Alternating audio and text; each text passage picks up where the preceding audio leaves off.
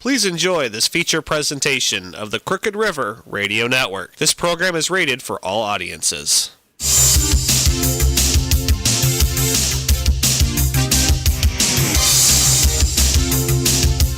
Welcome to the Nanosecond Podcast.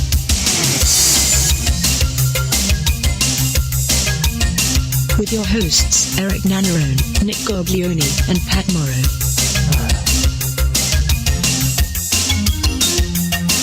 Interesting topics, intriguing conversation, and entertainment.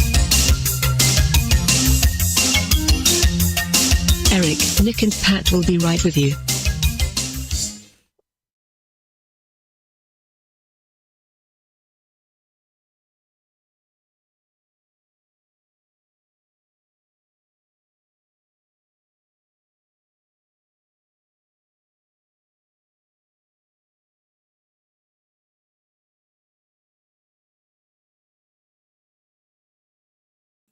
Are we back? Yeah, we're back. We're front, too. Yep. Front and center, back and forth. Yep. We are. But anyway, so 3 topics we're going to talk about and touch on, and I just came up with a new side of something I brought up pre-show.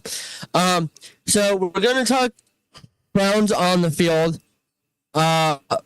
We're going to talk, well, kind of ties in with the stadium, but the possible closing down of Burke Lakefront Airport in Cleveland. And also, and where I'm going to start is social media sites. Should they require you to verify your account to keep people safe?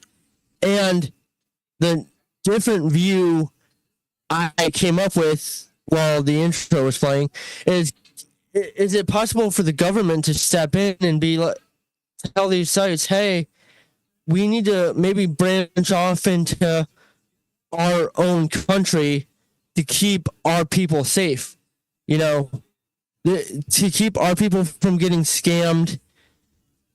Because a lot of these people who claim to be from the area on, let's use dating sites, for example, but you can broaden this to all social media. Those people are in a call center in Uganda, okay, random place to choose, or Cuba, you know. So this to say they're not in America. So I don't know. Could the government say, legally, would they be overstepping to say, hey, to protect our people, you know, we need to turn these sites to just... The government's not going to take that kind of step, Erik. Why? Because there's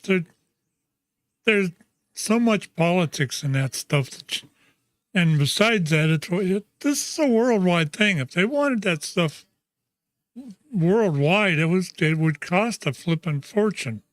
And, you know, as far as the amount of money you pay to be on one of those sites would be astronomical because they got to cover their costs. You know what it costs for a server bank for a month? You'd have to have server banks for these things just for the damn IDs. I hate to bust your bubble, but I don't ever see that happening. Simple fact of it is it would be too expensive for them to do it. And most of them just don't care. If you look at a lot of these bozos that are, take the phone things, for instance. Yeah. I had a call this afternoon. Okay. I pick up the phone. Hello, this is Andy from Spectrum. I looked at the caller ID. It said something Virginia. Mm-hmm. And I said, no. I said, you're not from Spectrum. My caller ID does not say Spectrum on it. In fact, it's got some sort of a weird name or fake name. and you're not from Spectrum, click. Now, if you take anybody with a lick of sense most times would, when something like that happens, you've been trained over the last 20 or 30 years to believe that they're all spam, and most of them are. If you get scammed, it's because your heart's in the wrong place. Mm-hmm. Don't give money at all. The easiest place to scam somebody is a dating site. You know why? Why? Because these women are wearing their hearts on their sleeves, and they're thinking, oh, if I give this guy a little bit of money, he's going to come see me. And it don't happen. He takes the money, and we're at some gang lord over in Uzbekistan or whoever the hell it was is getting over is taking that money, and you're screwed, literally, or otherwise.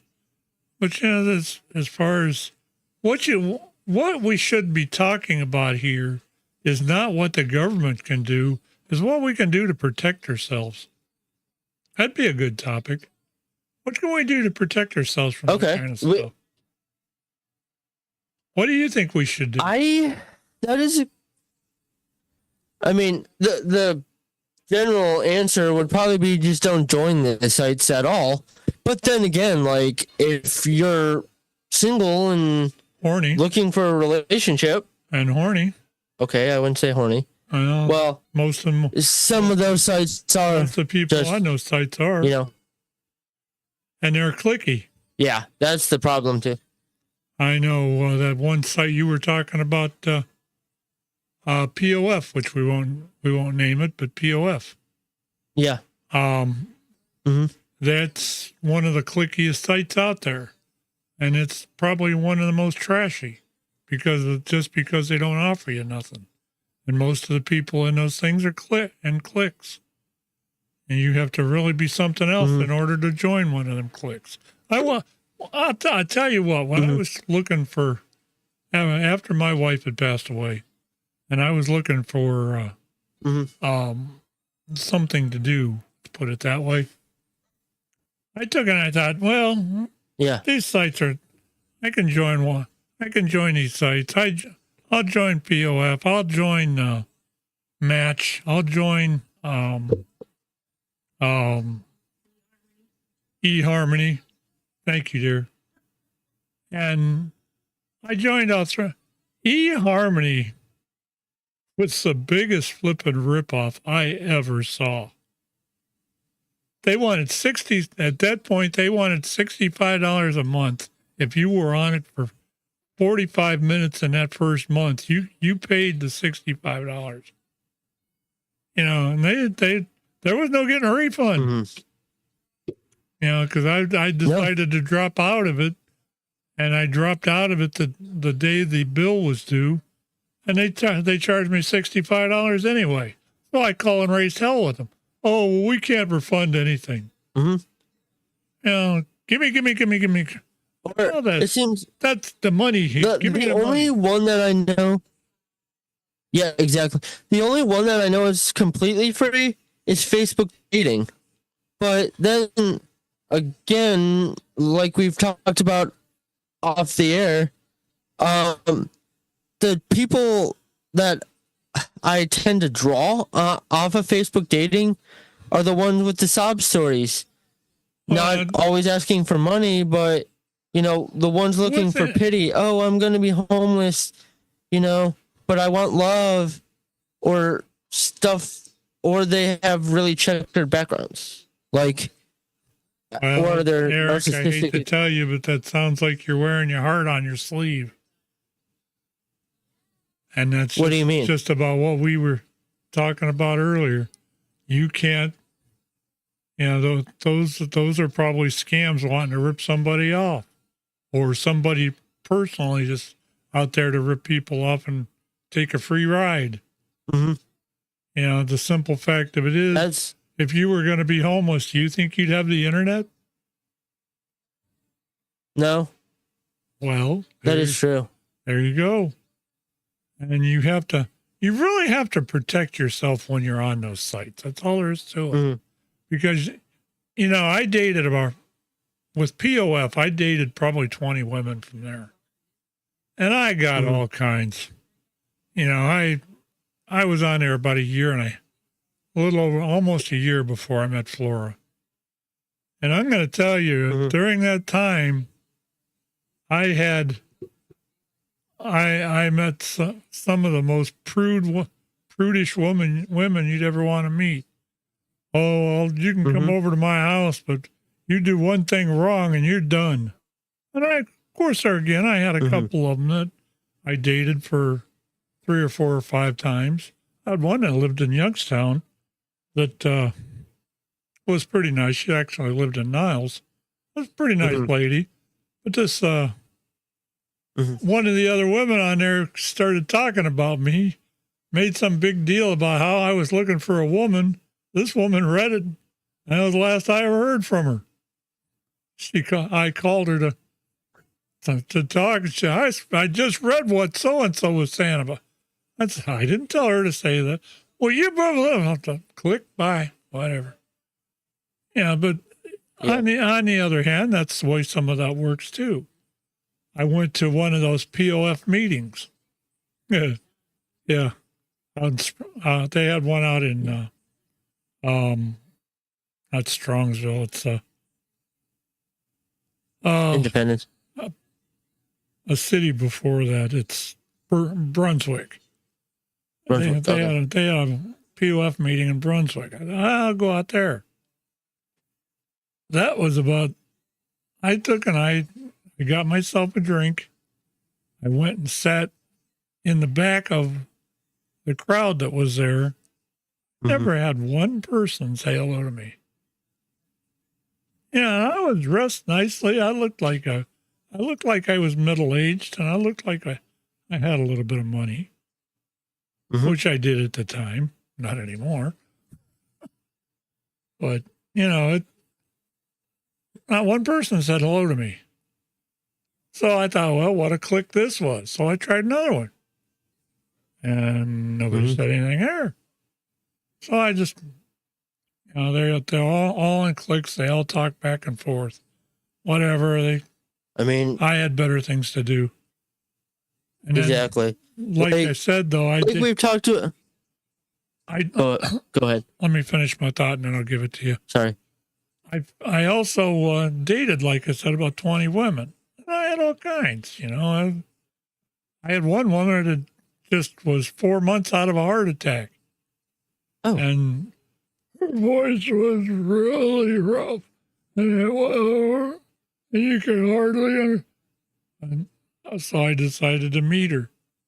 I didn't know she sounded like that till I was on the way to meet her. And I got there, and her whole left side was hanging by her side.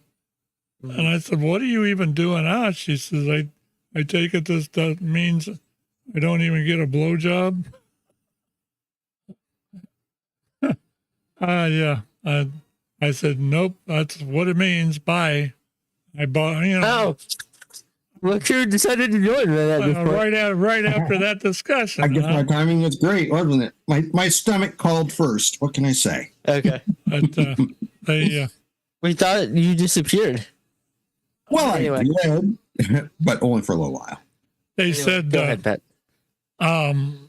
This was, like I said, I bought her lunch. When I left, I wished her good luck, and that was the end of that.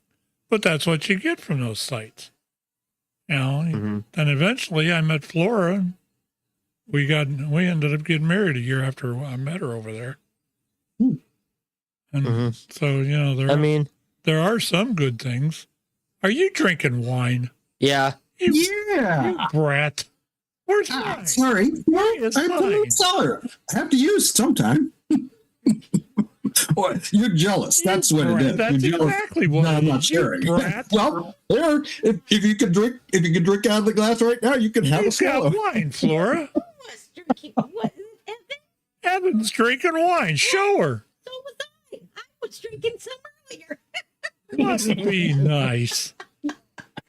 What you got there? Like, what kind of wine is it? It is an Australian version, and I don't remember the name offhand. It's a Merlot. Oh, Merlot. Okay. I believe it's a Merlot, yeah. Here I said I'm not allowed to drink. No. And Not allowed. Yeah. That's overrated. Well, yeah. if they're going to give you, if your doctor's going to give you a hard time, just, water it down. I know, David Letterman complained about not being able to drink caffeinated coffee after his heart surgery, but you could probably. I haven't really. My problem, I've got liver issues, so they tell me that I shouldn't be drinking alcohol. That it could be that makes sense. Okay. bothersome. And I take a sip here and there, but it's not like it used to be. Hell, I'd go through a whole bottle in a night.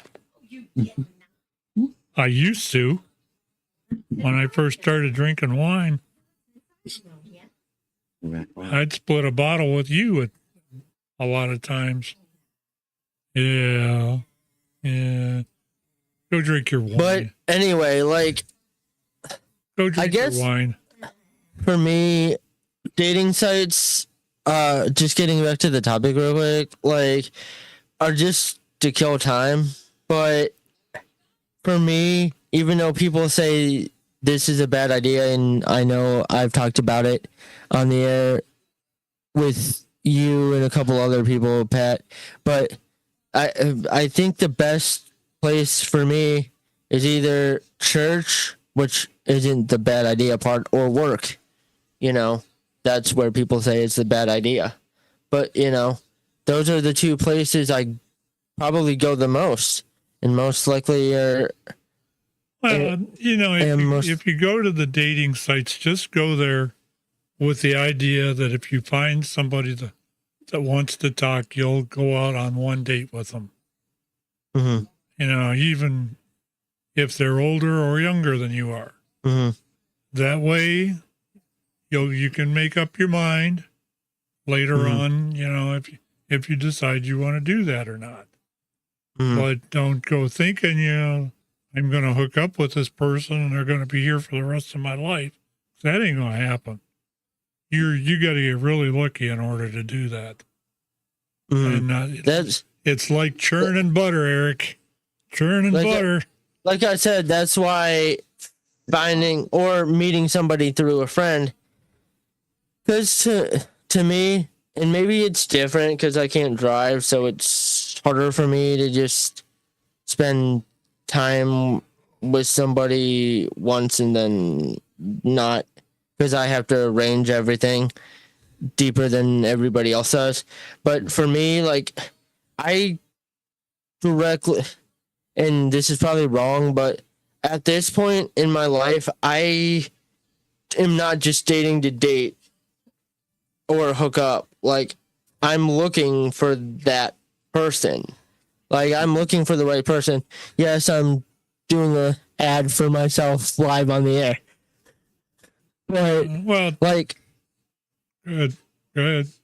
Okay. So, that might be my problem with that approach in dating sites. But, again, the only other places I go are church and work. So unless I meet somebody through a friend, I really have no other avenues. Do you go to work every day thinking I'm going to meet somebody there that I'm going to marry? No. Well, then you shouldn't do that with the dating sites. And it sounded like that's what you were thinking.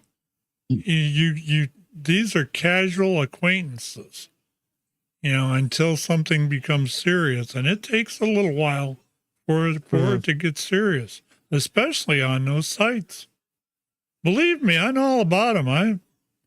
I dated off of them sites, and it was a real experience. It was almost a life-changing experience. There's no telling what you'd meet on there. to go off of what you said about do I go to work looking? Well, maybe. Well, I don't want to say maybe a little bit, but like the only thing I look at with work is it going to be awkward? Like if there's a well, that's what you have to keep in mind at work. You have to remember that if you have an affair with them or whatever, and you break up or whatever, or a fight, that could cost one of you your jobs or both. Yeah, And you don't want to do that. And if it doesn't happen that way, you're going to have to deal with that person the whole time that you're there. Well, that's why, to me, and maybe I'm just delusional. Great way to start, but maybe I'm just delusional. That's why I would say like, whatever happens at outside of work stays outside of work. You don't bring it into the workplace no matter what, and then the other way around too. Like what happens at work stays at work, or whatever happens out of work stays out of work.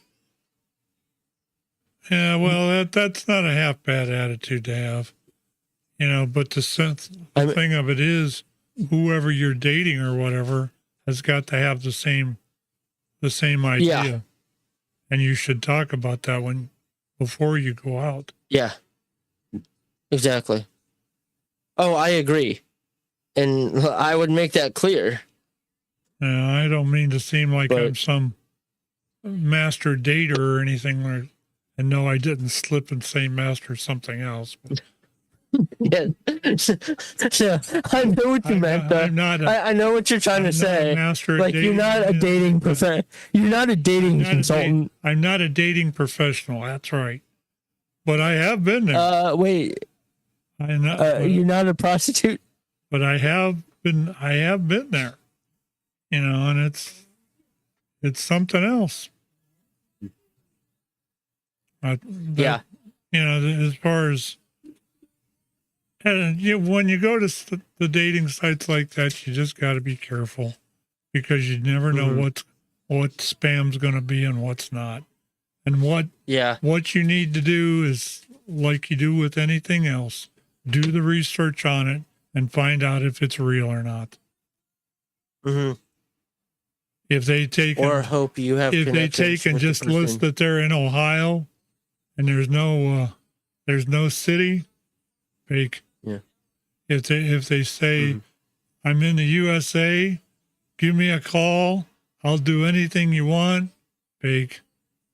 Yeah. That's the kind of stuff you got to look for. And you got to check out the dating profile for a lot of that. Oh yeah. A lot of those dating sites are not real good at telling you where the person's at, but yeah, there are other ways. Yeah, or if they give you a phone number, throw it in Google. If they give you a phone number, throw the thing in Google and see where that person's really at. Yeah, there's a lot of stuff you can do. That's what I do. And if I meet someone that claims to be from Ohio online and their number, or not even just from outside of Ohio, but like if somebody has a area code like 419, which I believe is like Sandusky, Toledo area, like I'll question them on that. I'll be like, okay, you live in this area of Ohio.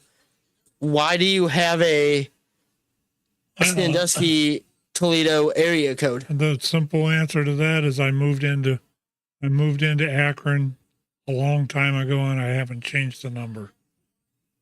My daughter's got an 853 number, I think it is. Melanie does, or 854. I think it starts with it. And that's from Florida. But so you can't really go by that. But you can have a lot of times you'll look out and they'll list the owner's name in in the Google search. Mhm. Right, Evan? How much experience have you had with that? With Google searches? With dating sites and that. I tried one a lot of years ago and it went nowhere. I didn't even meet the person that I was trying to contact. It just, for me, dating sites are just, they are a giant sucking sound. You laid it out really, really well, but I've always felt very wary about dealing with something like that. I'd rather deal with a live human being, at least if somebody says no, I see it in front of me, rather than, oh, well, did somebody like me or not?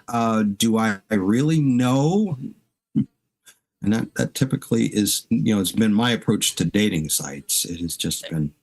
I mean, even though I called out Facebook dating earlier, the one thing is, if you have mutual friends with the person, it will show. So you have 15 mutual friends with this person. Okay. So start talking to them. Then reach out to one of the mutual friends that you know the most and be like, do you know this person well? And is this legitimately them? Are they telling me the truth here, or are they just BSing me? And, they'll get you'll get the truth from them. So that's what I've learned. Well, I mean, I haven't run into the situation where I'm just friends with a person on Facebook that happens to be their mutual friend. Like, usually I run into like people that I used to be close with that I worked with or something at prior jobs. So I'll be like, hey, what do you know about this person? And that I'll be like, hey, I connected with them on a dating app. It like is what, from what you know of them, are they legit? Is what they're telling me legitimate? yeah. Because if not, I know that's dangerous too, but Are we going to take and talk about our favorite subject? yes. Sure. Okay. Yeah, that was supposed to be a little warm up topic, but I carried it a little too long. We're warm. Our hearts are warm now. It's time to go for the And ready to explode. It's time to go for the topic at hand. Well, actually, do we want to do the Burke? Yeah, let's do the Burke story, and then we'll talk about that, and then we'll dive headfirst into the breaking down of Browns and Jaguars. Okay, we can do that. Which one do you want to watch? Is the one that starts with the fishing first, or the one with Cleveland Live? Yeah. Yeah? That tells me a lot. No. Which one do you want to start with, fishing or Cleveland? Oh, yeah. Yeah. Well, okay. Well, that was supposed to be a yeah to the fishing.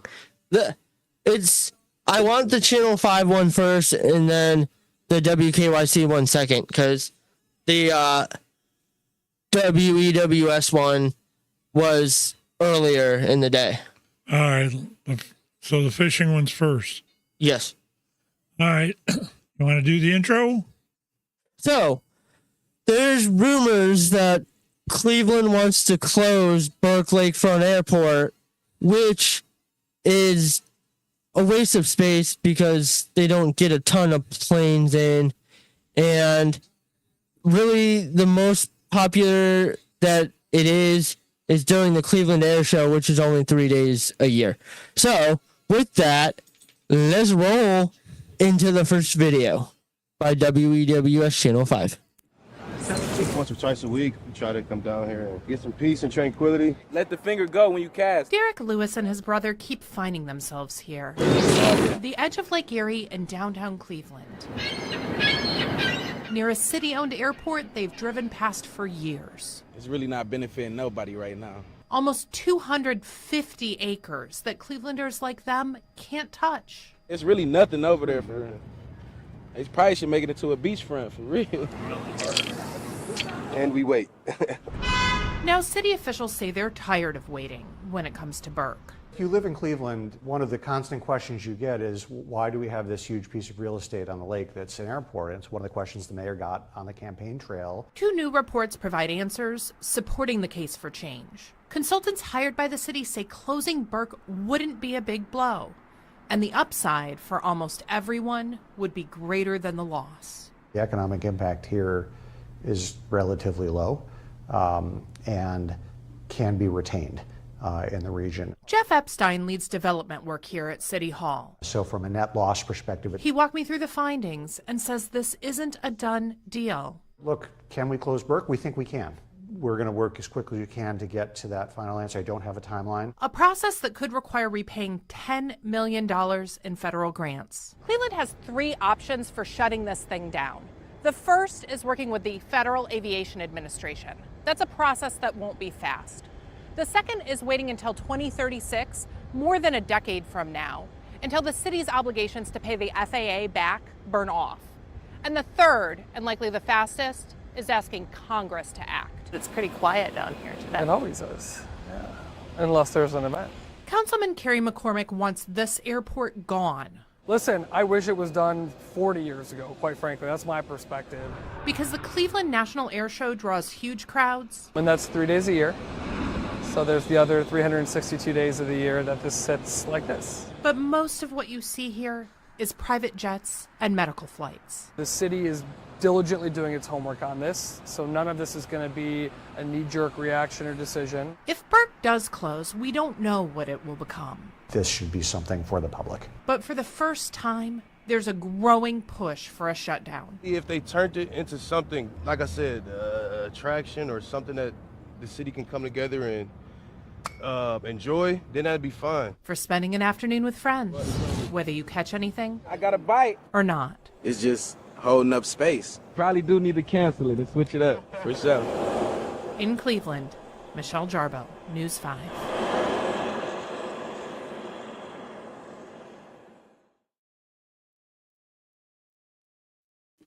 All right, we're back. Did you want to do the other one right away? Yeah, let's do the other one. All right. Hang on.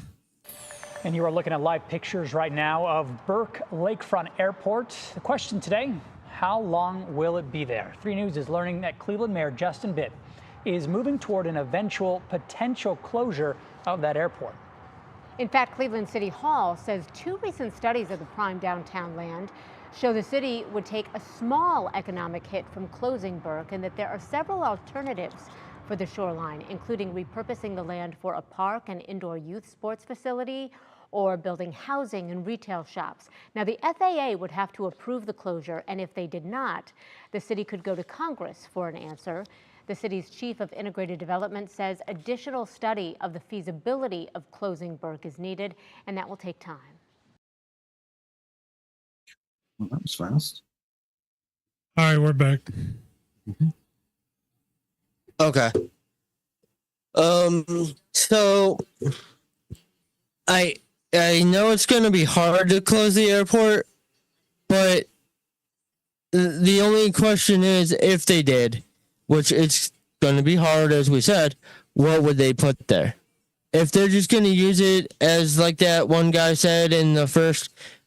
Before I start, I would like to say thank you to WEWS Channel 5 and WKYC Channel 3, both in Cleveland, for the use of their videos. But if they're going to just turn it into Greenland Conservation Area, don't take it out, because you're losing a ton of money. If you're going to build something that will get the city money, then yes. But again, if you're going to just put it just Greenland and land for people to hang by the lake, you're wasting your time. You're wasting city's money, and you're ignorant. All right, I'm going to Go give ahead. you a couple of different perspectives here. I actually used to live by or 15 minutes away from that airport. I used to go to the air show when I was a kid all the time. And I've also been up there for the air show even recently. I think 4 or 5 years ago was about the last time I went. But different perspective here. And the thing that's going to keep them from closing their airport is the fact that, number one, the law of that part of the state is that, according to the FAA, you cannot close any airport in Ohio, or I think it's federally, unless you've got another place to replace it to. Or they can't just add all that traffic into Hopkins. That's not going to work. There is traffic that goes in and out of that airport. I know that for a fact. There's quite a bit of air traffic there. You can actually, if you get these flight aware programs, you can actually track what goes in and out of that airport. You'd find out it was kind of busy. So for Cleveland to just say, "Oh, we're going to snap our fingers and it's going to disappear," ain't going to happen.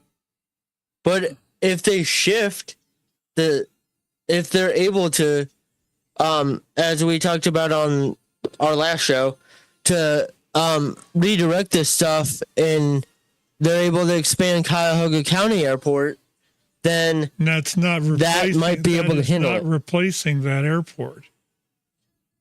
You have to replace, if you take that airport out, there has to be another one somewhere that will replace it. Not already built and not already there in the current scheme. And that's where they're hanging up. They either pay the $10 million and the FAA will probably take that money and just go put it in and build another small airport somewhere. Or they can try to go through Congress. And the first thing Congress is going to do is it's going to contact the FAA and say, "Hey, they want to take Burke out. What do you think about that?" And the FAA is going to say, "Well, they can give us $10 million and we'll move it." Or it's got to stay there because of the law. The law states that they have to replace the airport. If they move it from there, they have to build another one. Is there enough land at the old, because I know this was rumored for the stadium, the old Cleveland post office? Is there enough land to put an airport there? Because there was enough land to put a stadium there, allegedly. So, I don't know how much land Burke has actually got up there. Have you got any idea? 250, I think. 256, maybe, acres. Do you have any idea, Evan? Any input here? I actually have the Wikipedia page up on Burke, so if you give me a second here, I'll see if I can dig out. Well, that place that the new stadium was going to go would be 177 acres. So that's not quite big enough.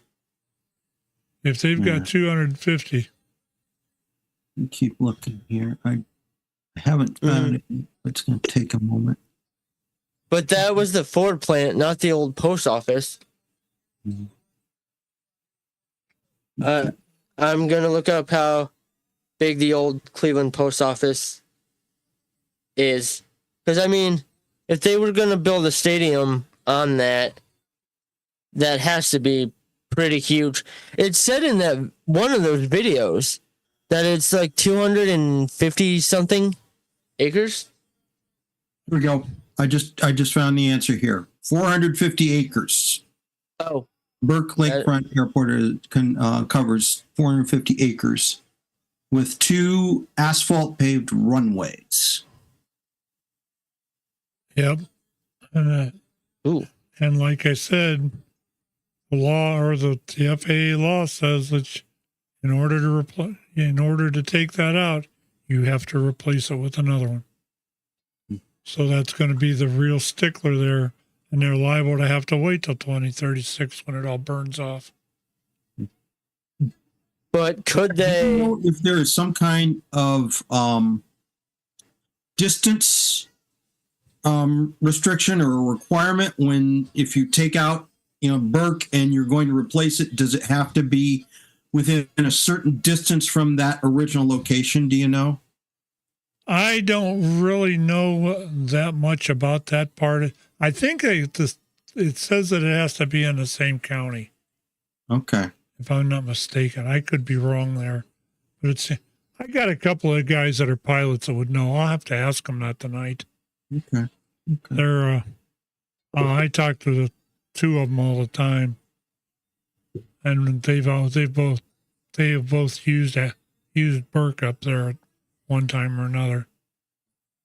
But it's the whole thing comes down to that's going to be the stickling point. And Cleveland can talk all it wants to, but the talk is cheap till you hire lawyers. And then it gets damned expensive. I know all about that. I've been divorced. I've been divorced before. I wonder if they could put it in Independence, right off the highway, where also there was rumors that a stadium could go for the Browns. The other thing too is, I was just there's not only land restrictions with that, there's height restrictions for stuff too. And also, it doesn't help that would have been almost right next to Top Golf. You have to be, I think your tallest structure within, a mile at the start of the runway is it has to be under 200 feet. Something like that. There are height restrictions for that too. As a ham radio operator with antennas and that, I know there's quite a bit of stuff that goes into being. You're a lot. If I lived within, I think it's 2 miles of an airport, my antenna structure can't be over 100 feet tall. That's to the tip of the antenna. But there's all kinds of stuff like that for those airports. And yet you got Kent State out here. They tried to close that Kent Airport out here too. Mm-hmm. And I've yet to see that close. Nope. If anything, well, I mean, there's been build-ons and some renovations. Oh yeah, they've expanded that thing, and the problem is that's now used by the high school aviation program, so that it's used for educational purposes. I don't know if Burke has anything like that. I think Michael Gersh used to work out there, or still does, at that airport. You remember? Him, right? The comedian Mike. Yeah. He used to. Yeah, I know. I know he works for Kent State now, but I'm pretty sure he had some sort of a connection with that airport. Ooh, interesting. Might be something to. But like I said, I know a couple of pilots that'll tell me right off what I need to know. Mm-hmm. It'll take me an evening to get talking about it. Got a lot of friends in low and high places both. Yeah. Even a mile high. Well, that helps. It helps when you can communicate across the country and across the world. Yeah. Yeah. Anyway, But anyway. Go ahead. I don't know how much good of an idea it would be to take and tear that out anyway. That airport's been. And let alone leave that as a beach or something. Oh, if they're going to leave it, they might as well just leave it alone if they're going to turn it into a beach. But my understanding of it, in the grand scheme of that thing that starts at Lakewood with Edgewater Beach and goes clear down past Burke. There used to be an illuminating company down there, but I think they tore that all down and tore it out. You been up there lately, Evan? A couple of months ago. I don't really spend a lot of time around Burke, though. I mean, I park there, but they tore those smokestacks for that illuminating company thing that used to be up there down, didn't they? There's one in Avon. There's an old power plant in Avon that's being torn down. Maybe that's the one you're thinking about. No, this used to be right on. If you look, I want to say east of Burke. The next property down. The next. Are you talking about over by Dead Man's Curve? Is that what? No, this would be even east of there. Huh.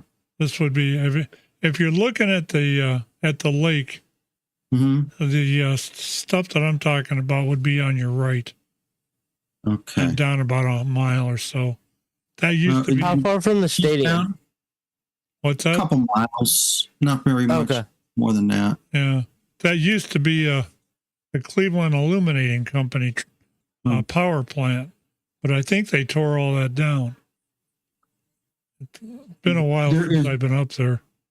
There is one place down along there that became luxury apartments, but I don't think it's the Illuminating Company. There is still Cleveland. I think Cleveland Public Power still has a building there in that vicinity, and just east of that is this new building of apartments. It's probably no more than 10 years old. I mean, I've passed it a lot. Yeah, it's probably been about that since I've been up through there. Mm-hmm.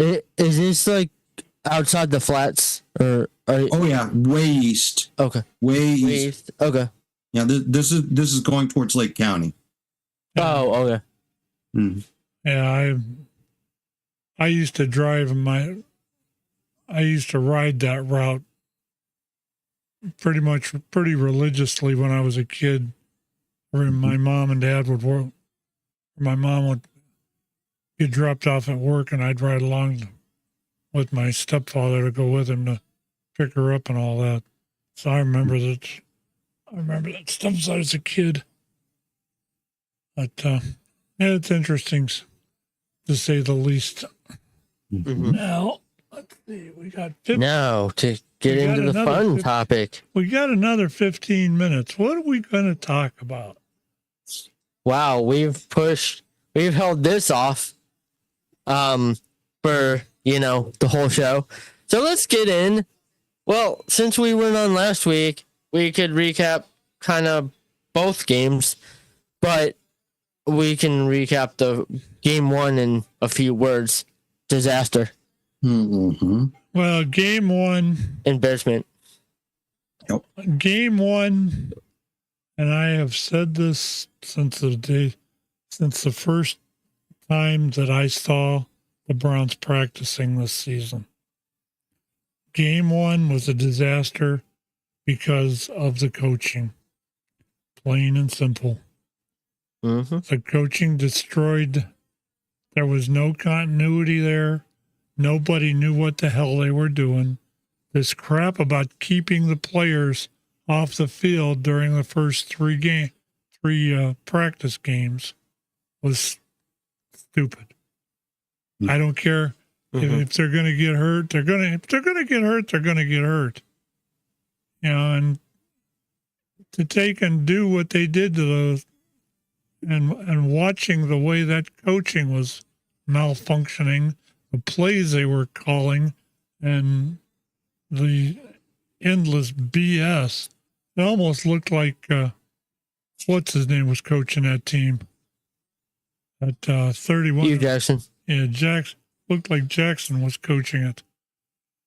But we got by that. We lost, and when they come this last game, they were fired up in the beginning. I really think they were.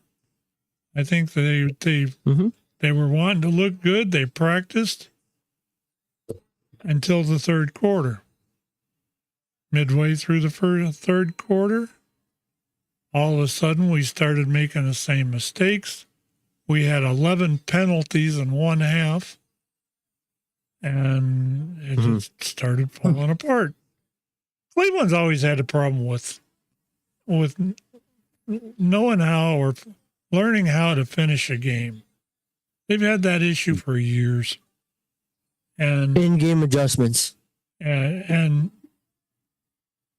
well, some of the adjustments that should have been made in the locker room, and they didn't do them. But then again, they had two players that had gotten hurt. And I never did see that kid from Akron or from OSU, that corner. The hell's his name? Denzel. Denzel Ward. Yeah, I never saw him. I don't know. He was supposed to have been there, but I don't know if he got hurt in the beginning or what. But he wasn't there. And then he was in and out. Listening to the Browns radio network as I was at work yesterday, they were saying he was in and out but limited. Like he only played maybe he never played 20 plays. He never played any of the second half. I watched for him. And that hurt. There was a bunch of stuff that you had a couple of key players get hurt. That kid that was making the biggest amount of the plays, he had a three name. I can't think of his name, but he was a defensive back. Yeah, he was a MJ Emerson. Emerson, yeah, that was it. Thank you for reading my mind. But he got hurt. Hey, he's one of my favorite players. So he got hurt, and it started to tumble. And they're damn lucky that defense was as good as it was, or they would have lost that game. Jacksonville was trying to come back, and if they would have, if they would have given Lance another minute or so, that would have been a different scored game. They would have won. What do you think, Ev? Yeah, I go along with you totally on that. I saw the defense, do what it was doing last year, at least, and in part, they were able to sack Trevor Lawrence in the end zone for that safety. We have to give credit before that to the punter, Burke. I mean, that was awesome. That was a fantastic punt. He put it down. Was it the 2-yard line? I think it was on the one. Right on that. They spotted it on the one. On the one, actually, even better. And then that's right after that was when the defense came after Lawrence and just ripped him a new one. But they did score after our kicker failed to line up correctly on a kickoff. That was on that same kickoff was, they forced a fumble. That was the biggest part of that issue was he probably wasn't thinking. The rule states that when during a kickoff like that or during a punt, your kicker is not allowed to go past the 50-yard line. Well, when he started out, he was already on the 35. And he just naturally started running. And the next thing you know, he's at the 45 of the other team looking like, I shouldn't have been here. And I think he tried to turn around and go back, and that's when they called the penalty. He would just... That's one of the things Cleveland needs to clean up. They need to clean up these penalties. When you got 11 in one half, that's you got issues there. That's people. I feel like they're overplay it. I feel like there's also they're being more specific on what the refs are, being more specific on some calls that maybe they weren't as specific on last year. Well, like DeJuan Jones had 3 penalties in the first game, and I know they said on the radio that they're watching for lineup more this year for infractions on the offensive line. They're watching more for illegal shift, which the Browns got called for multiple times. Garrett lined up in the neutral zone and they never saw him. On one play. I saw him line up and I thought he's offsides. Never called it. Yep. I know exactly which play you're talking about. Snuck one in. He snuck one in. Well, for all the times that he's held, they owed him. He was held 6 times or more. Yeah. And they kept showing it on TV. Well, this is the hold. Miles Garrett was held on that play. And where's your ref? They ought to be able to, if there's an infraction like that, it ought to be it should be from upstairs called down, or you should be able to red flag that. There's a couple of things that they should have. I agree. They should have red flagged, in my opinion, but they didn't do it. There was if I remember correctly, Canadian football allows you to do that kind of stuff. In fact, they have a different rule altogether about kickoffs. I don't know how familiar both of you are, but they don't even go through this whole rigmarole of landing zones. What they do is what used to happen in college football.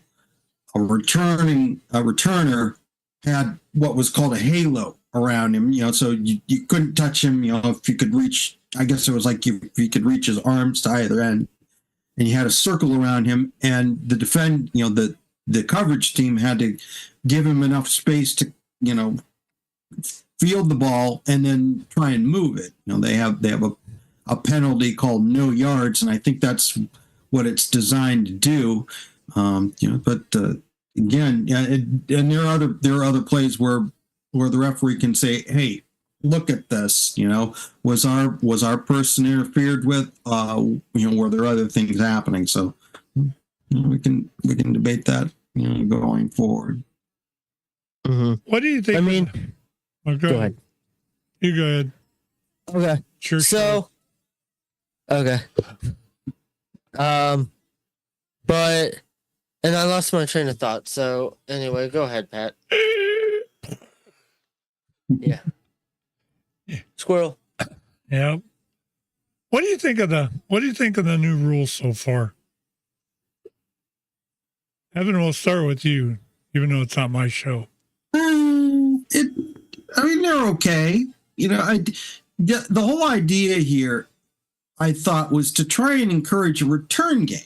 That's part of the reason why Canadian football has the rules the way it does, is they are trying to encourage, a return game of some kind. And that's also part of the reason why if you watch a Canadian football game versus an American one, there is always going to be a gunner in the end zone when there's a field goal attempt or a kickoff attempt, and they are always going to try and move it out of the end zone, because if you leave it in the end zone, that field is considered live. So you're allowing your opponents to score on you. In this case, it would be 1 point. So if there's a missed field goal, for example, and it lands in the end zone, you're going to see a gunner pick up the ball and try and run out of the end zone, even if he can only make it to the 10-yard line. And it works the same way with kickoffs. Otherwise you're giving your opponents 1 point. So that's just a philosophy. Now, in fairness, Canadian football, the fields are longer and they're wider, and the end zones are deeper. So you have to take that into consideration as well. But the rules, about returning the ball, I think that's part of why their rules are written the way they are. So I mean, it's like a free kick in the NFL after a safety. You know, the ball's live no matter what. I don't know if it's same like that in college or not, but the ball is live. Even if the returner doesn't get it and the kicking team gets it, then they can recover it and get the ball back. Hence Now, why it's an called onside kick. Now that I know has changed a little bit. I think no. I'm pretty sure. Like, I don't know if it's the same in video games as they do in real life, where it's more of a punt where they line up wide, like after a safety.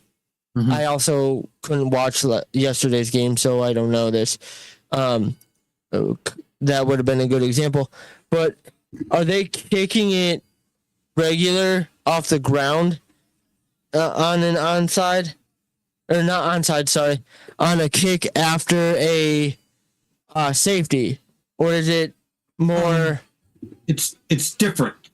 It's different. They line up differently, and whoever is doing the kick, I don't even think they use a T for that. I think that it's a free kick.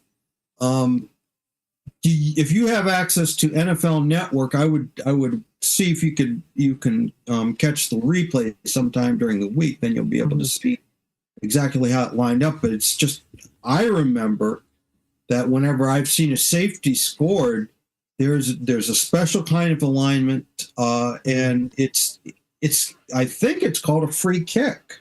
It is. But the way they kick it, the way they kick it is what I'm talking about. Because at least in video games, I don't know if it's real life, it's more of a punt. Yeah. It's actually I think it's called a drop kick. Drop. Thank you. To be popular in the 40s. Yeah. So it is a drop kick. You're right. So if what I'm trying to say is if they drop kick it and one of their guys recover it in what on a regular kickoff would be, or punt would be downing it, the ball is actually free. So if the receiving team doesn't grab it and the kicking team does, they get the ball back. Not sure about that. And it would make sense why it's called a free kick, because the ball is free until, whoever recovers it. What about that onside kick that we had in the fourth quarter yesterday? Did you see that? I didn't see. I remember seeing that. That was the strangest damn thing I ever saw. I don't know how Cleveland ended up with the ball. Somebody just fell on it, probably. Well, they kicked it up in the air, and they kicked it right to of course, Jacksonville was kicking it. They were trying to, but when they kicked it up, they kicked it right to the Browns. And of course, they grabbed the ball and fell on it, and that was the end of the game. But that was weird. I was right in and around that safety when that happened. But that was weird. Yeah, it was right after. I remember. Well, the thing is, I probably won't be able to watch many games this year. So hopefully I'll be able to listen to the radio broadcast while I'm working. You're better off listening to it a lot of times anyway. They've got the TV stuff screwed up. You try to watch the TV and listen to it on the radio, there's about a 20-second delay there now. Yeah, that sounds about right. I remember occasionally with Cavaliers basketball games, just to listen to Joe Tate. But you're right, there is that delay. Well, it all depends. Are you listening off of a radio or are you listening off of an Alexa device? I tried them both. They're both Alexa's worse than the radio. Yeah. It's Yeah. The radio used to be ahead of the TV, but yeah, Alexa is like 20 seconds behind. Because stream is a lot behind. Now the TV is about 20 seconds behind the radio. You'll hear the play on the radio, then you watch it on TV about 25 seconds later. It's a terrible delay. If there was something I could do about it with my stuff, I'd probably would. It's like,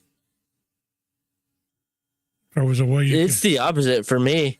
If there was a way you could delay the radio. I actually thought about it would almost trying to fire it up on my satellite radio, but I haven't used that thing in years. It was pretty bad back then too, because it was taking it off the stream. Oh yeah, I mean with satellite. Well, I mean if you're talking about like the Sirius or whatever, that not advertising, just throwing the name out there for example. Using. What? That's what I've got. Okay. Yeah. Every team has their own stream, which you probably know that, basing the fact that you have it. Every team has their own stream on it. So if you tell your device to play Cleveland Browns or Cleveland Guardians or whoever you choose off of Sirius XM, it'll go directly to the stream. But I think if you're just using a radio device, that should a receiver, that should still have that station, and that should be ahead. It usually is, yeah. Mm-hmm. But it's so far ahead that it makes it hard to watch the game. Mm-hmm. You know, you hear a play, and you're looking at the TV, and they're still standing there walking around, and then the play ends, and they're sitting there talking on the radio, and you're watching the play on TV. It's almost distracting. It never used to be that bad, but it's gotten worse over the years. And I wish the networks allowed, like, if you watch MLB on Apple TV, you're able to pull the radio feed that's synchronized with the video, so you can, if the Guardians are on Apple TV, you can have Tom Hamilton calling the game while you're watching it, both on TV. Wish they'd do that with the Browns. I know. That would make it a little easier to watch. But then again, I didn't think you were those idiots that they got on the TV network for the Browns. When you got a good game, they give you Joe Buck. Ugh. Can't stand. Who was even doing the game? Do you know? Well, there was a McCourty who was doing color. The guy that was the main play-by-play, his name is Lewis. I've seen him here and there. He's been doing a couple of college games on CBS Sports, so he was. Oh, okay. I mean, this was a lower priority game anyway. This wasn't a feature, so they weren't going to put their A team on it or even B team on it. So that doesn't. Well, that's like their F team. Yeah, because you got Iron Eagle, as the C, I think, because Kevin Harlan is the second level or the second team, and then I don't even know. That's really low. When you get to the guys who are only like part time, do only X amount of games, that's saying a lot. No offense to them. They're good at their job, but, you know, when it gets down to them, that's not good.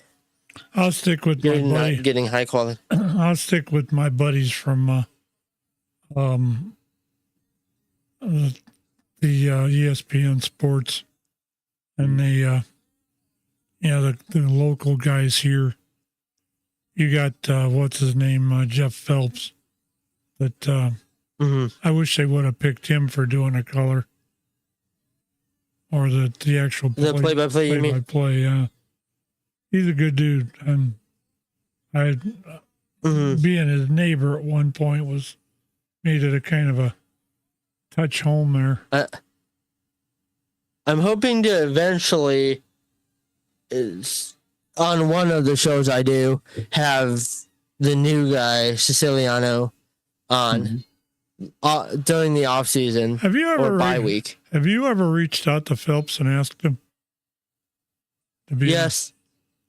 And there was yes. You didn't get it. We were Buckeye time at the point, and he's like, "Yeah, I don't follow Ohio State," and I didn't want to be like, "Hey, you know, we don't talk. We're Buckeye time, but we really don't talk Ohio State." I mean, I've talked to Phelps on the air once. Of course, that was the famous, like, in the middle of me talking, I, like, gagged. So, do you remember me telling you about that, Pat? Yeah, I remember that. You may want to reach out to him. Because I think Menigan... You may want to reach out to him and see if... I'll bet a few of his friends has told him that have been on these shows has told him that I'm around. I bet you we might have if anybody, I think we might have a shot at him. Just reach out and tell him you do a show with Pat Morrow, and Pat asked me to tell you or asked you if you'd want to be on a show with him. I was going to say, could you do that since you know him? We're talking Browns. And yeah. But we could figure something out. Yeah. We will. Yeah. Stuff coming up. Oh, yeah.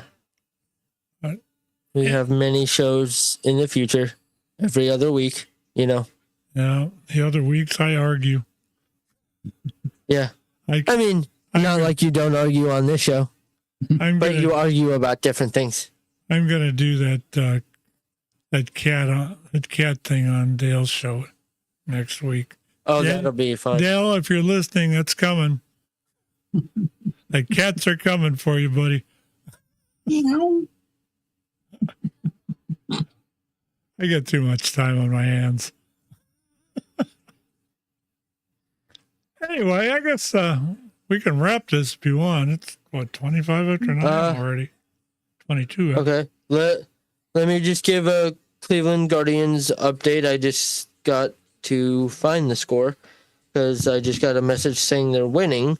So I want to give the correct 4-3, beating the Twins, bottom of the 8th. That's good. Guardians again, 4-3. I caught them at the beginning here, and they were down 3-0 at one point. So that's quite the comeback, and that means their magic number keeps going down. Yeah, down to what, 6 for the? They're currently at 9, and they can earn a wild card. You know, like in another day or two. The wild cards. It's 3 games to win a wild card, and it's 9 for the division. At least going into tonight. Now, if they win and the Royals lose, then you can just add a second. You can add a second game there. You know, so it goes down by 2 rather than just 1. There's a slim chance that I'll actually be at the game when they clinch. Mm-hmm. If they clinch the second to last game against Houston, I think I'm actually going to that game. Sweet. I mean, tickets are super expensive, like $90-something, but we'll see if we could find as the game gets closer. Because it's like fireworks night, they can clinch, and there's a like Jose Ramirez bobblehead giveaway or something like that. Mm-hmm. So like there's going to be a lot of stuff going on that night. So that's what's going to make it expensive.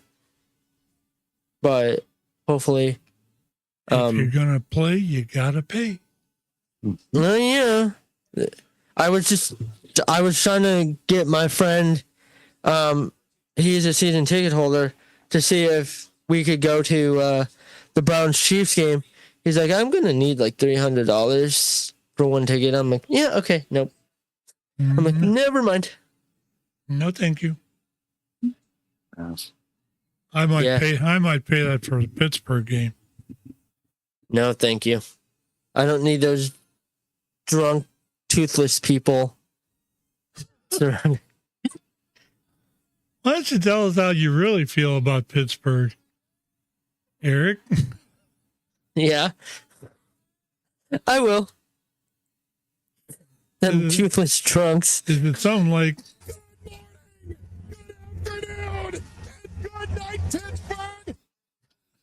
Something like that? Something like that. You should cut that. Me just calling Steelers fan toothless drunks. Toothless drunks. Cut it and send it to Justine. I ain't got the heart. They're toothless drunks. Good afternoon and good night, Pittsburgh.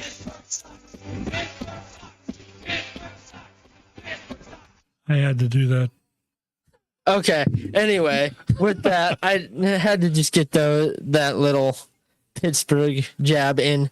But with that, it is time to roll. Thank you for listening. Why don't you tell everybody what we got coming up this week? I was just going to do that because I realized I didn't. So, this week, Saturday, we have 4 Guys on Sports with Sean, Nate, Gordon, and Pat.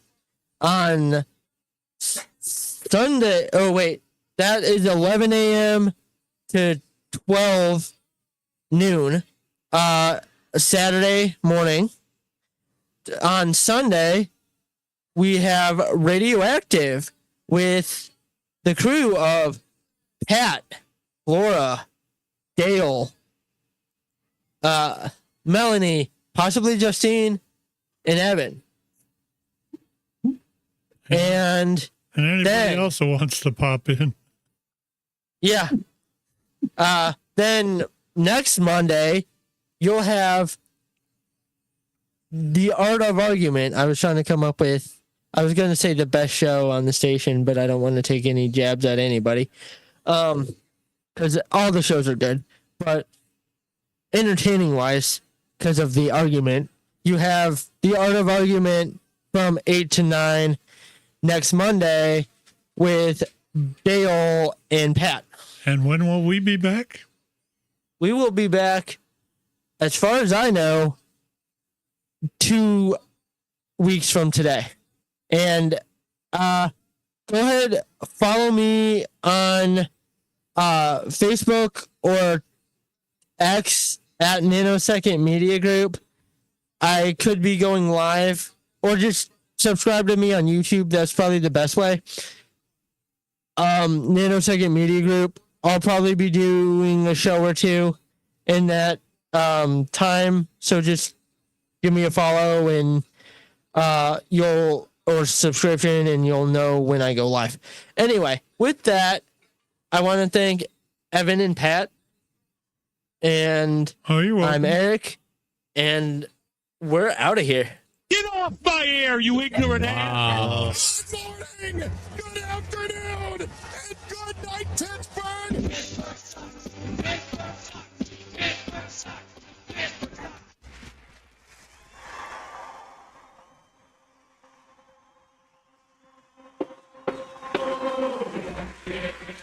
the whole state of Michigan, the whole state of Michigan, the whole state of Michigan. We don't give a damn for the whole state of Michigan. We're from Ohio. We're from Ohio. We're from Ohio. Oh, we don't give a damn for the whole state of Michigan, the whole state of Michigan, the whole state of Michigan. We don't give a damn for the whole state of Michigan. We're from Ohio.